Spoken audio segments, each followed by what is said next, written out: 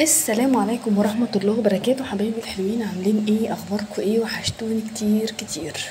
يلا بينا نصلي على شفيع وحبيب الامة سيدنا محمد عليه الصلاة وافضل السلام. النهاردة انا جايلكم عشان نعمل السلسلة اللي بتتعلق في الرقبة بتاعة الموبايل بشكل جديد بشكل مختلف. طبعا انا بوريلكم الحاجات لان انا سجلت الصوت لوحده وصورت لوحده، عشان كان الصوت مش احسن حاجة وما كانش حد هيسمعني. بصوا انا معايا الخرزة اللي في ايدي دي 8 ملي. تمام. وكمان معايا الخيط الاسود ده، بس انا حاولت كتير ان انا ادخل الابرة لانها طبعا بتنجز معايا ياما جدا. وعلى فكرة انا لسه عارفة ان في ابرة تانية اطول بنشتغل بيها وارفع بكتير وبتسهل علينا الوقت والمجهود بطريقة كبيرة جدا. فانا برضو هشتريها وهقول لكم انا اشتريتها منين. ما عرفتش اشتغل بالابره خالص، فان انا هبدا ادخل كده واحده واحده الخرز بالواحده. طبعا انا مش هطول عليكم الفيديو ان انا ادخل الخرز كله معاكم لان انا اخدت وقت كتير عبال ما دخلته، لان انا ما عنديش حاجه طبعا ادخل بيها الخرز. فهبدا ان انا ادخله كده. على فكره ده كريستال مش خرز، انا اسفه، ده كريستال. هو لونه حتى في الفيديو مش مدي حقه الصراحه من كتر جماله. هو جميل خالص خالص، شبه الازاز كده وجواه زي قطع ازاز تانية مفتفتة. شكله تحفة تحفة تحفة. بصوا ما يوركوش ان الخيط اسود، الخيط ده بعد كده مش هيبان خالص، انتوا هتشوفوا في اخر الفيديو عامل ازاي جميل بجد. انا هدخل طبعا الخرز كله. تمام. مش هدخله معاكم لان طبعا الوقت هيبقى كتير، فانا هجري شوية الفيديو. انا بس بوريلكم انا دخلت ازاي، شايفيني؟ تمام.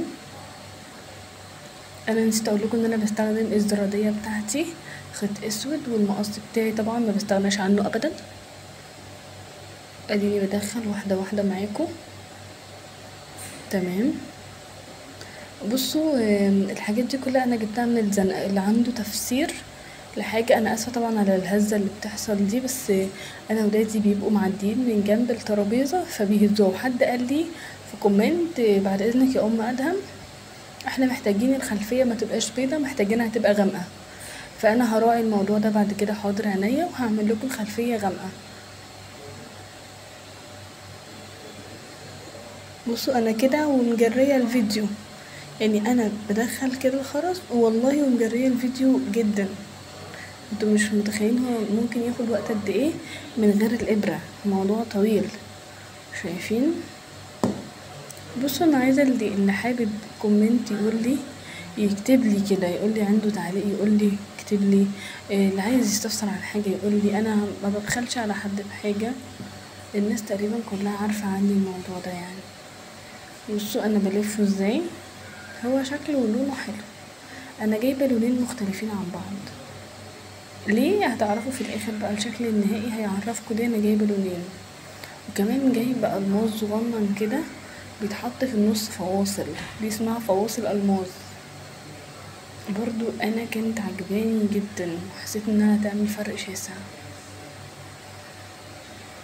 طبعا انا مش قاعده لوحدي بشتغل على الترابيزه، انا في الجنب التاني في ناس تانية شغاله معايا، فاهميني؟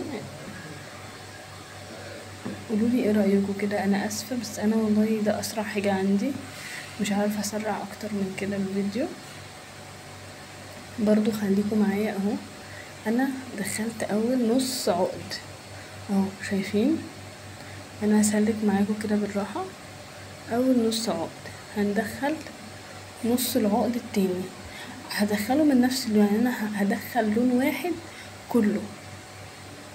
على فكرة العقد ده كله يعني الواحدة كده بتبقى حوالي نص متر، عاملة بالظبط معايا 20 جنيه.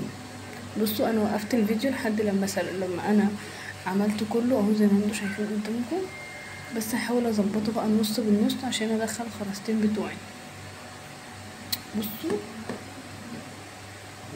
ان هو خلي بالكم هو بيبقى تقيل تقيل في ايدك، لكن لما بتيجي تعلقيه مبيبقاش تقيل. انا هدخل قدامكم اهي.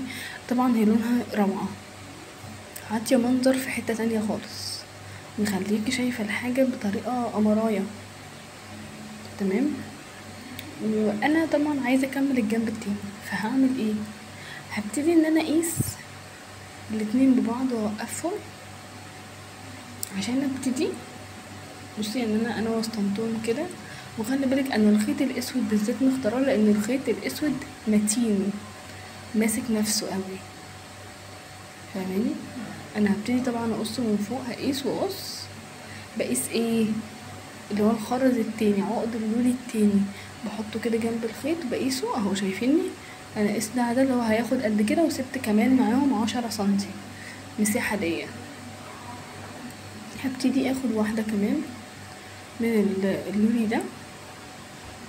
بصوا انا الفيديو مش طويل والله، انا الفيديو بجد كان واخد معايا اكتر من ساعة، بس انا حاولت اختصره لكم. تمام. بس انتي اتفرجي على فيديو مرة بكل التفاصيل، اللي هو انتي مش هتتعبي بعد كده. هنبتدي بقى نحط اللون التاني، ده لون ذهبي. التاني اللون اللي تحت دوت ما كانش ذهبي طبعا، اللون اللي تحت دوت زي الموف الفاتح قوي قوي قوي لدرجة الموف. على فكرة اللونين مع بعض ماتشنج خطير. بصوا طبعا انا ما طولتش عليكم، انا اهو حطيت اللونين خلصت. طبعا مش هقفل لوحدي، هقفل معاكم. شايفين الجمال عامل ازاي؟ بصوا انا سبت خرزتين عشان انا كنت حابه احط كمان 2 كريستال. انا هحط كريستاليه واحط فيها واحده خرز، واحده كريستال من ده، وفي الجنب التاني واحده، بعدين احط واحده كريستال. شايفين الجمال؟ ونحط فوق دي كريستاليه ودي كمان واحده كريستال. تمام، عشان ما نقفلش على كده، عشان برضو تدي معانا منظر حلو. ما انتي برضو لازم يبقى عندك نظرة وفن في الحاجة اللي بتعمليها، ما تاخديش مني المعلومة وتروحي تطبقها هي لا، لازم انتي يبقى عندك نظرية اللي هو ممكن اعمل كذا وممكن لا. يعني انا محدش علمني، انا مع نفسي كده وانا حبيت الموضوع فاشتغلته. بصي اهو هبدأ ان انا اوسطنهم بقى. بصي يعني دي بعيد عن دي مش قد بعض، انا مش عارفة اجيبها لكم كلها لان هي طويلة، هي 1.10 سنتي، فانا عشان اجيبها لك كلها الكاميرا مش هتجيبها.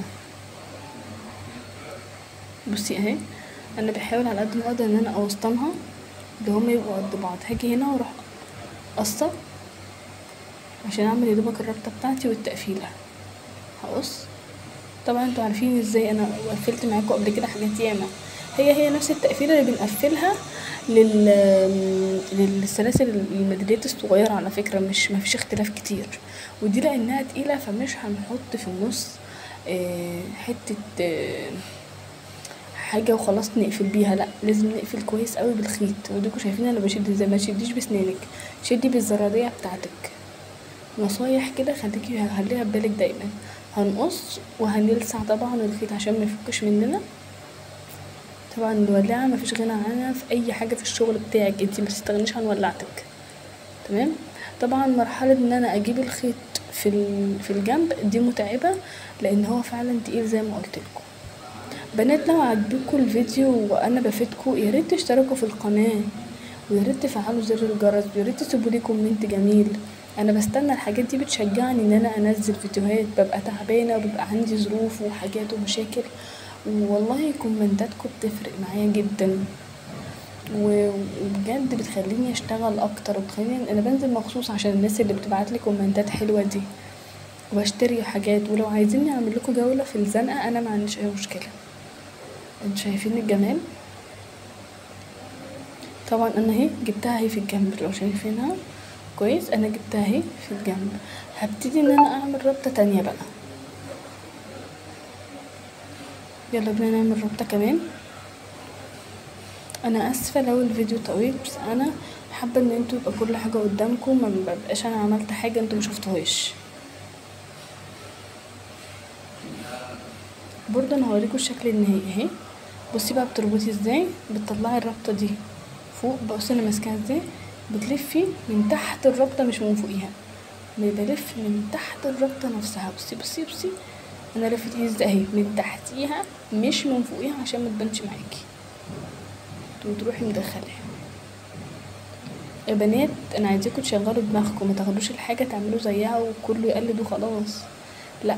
بعد كده انت هتلاقي نفسك بتشتغلي من نفسك. بصي اهي الربطه دي مش كبيره ولا حاجه، بس عشان نكون واضحين مش كبيره خالص، بالعكس وامنه جدا، وموبايلك هيبقى في حضنك وهتبقي مطمنه. تمام. انا ممكن احط لها حاجه تانية فوق كده ندير الربطه كده، نشوف نجرب مع بعض. استنوا. بصوا يا جميله، بجد هي في منتهى الجمال، روعه. انا شخصيا عجبتني قوي قوي. تيجي نجرب نحط حاجه كده نقفل الربطه بيها. استنى نجيب لكم حاجه نقفل الربطه اللي فوق دي كده لو عرفنا، لو هتطلع حلوه يعني. ثواني، انا هجرب الفصل الكبير ده. لو حلوه اكتبولي، لو يعني لو كان شكلها حلو اكتبولي في كومنت انها كان شكلها حلو. ايه رايكم؟ لا حاساها تبقى سبحه قوي في نفسها، صح ولا ايه؟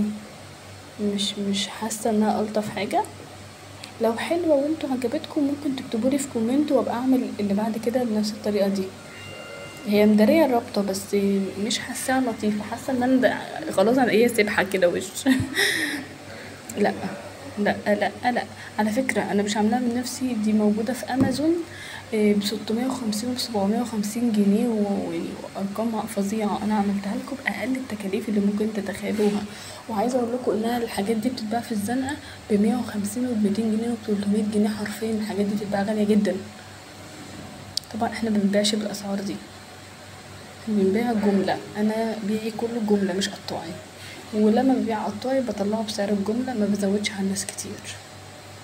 تمام. لان بياخد مني مثلا 20 قطعة زي اللي بياخد عندي قطعة. انا ما بزودش على الناس الاوفر، بزود يا دوبك بس حق الشحن وخلاص على كده.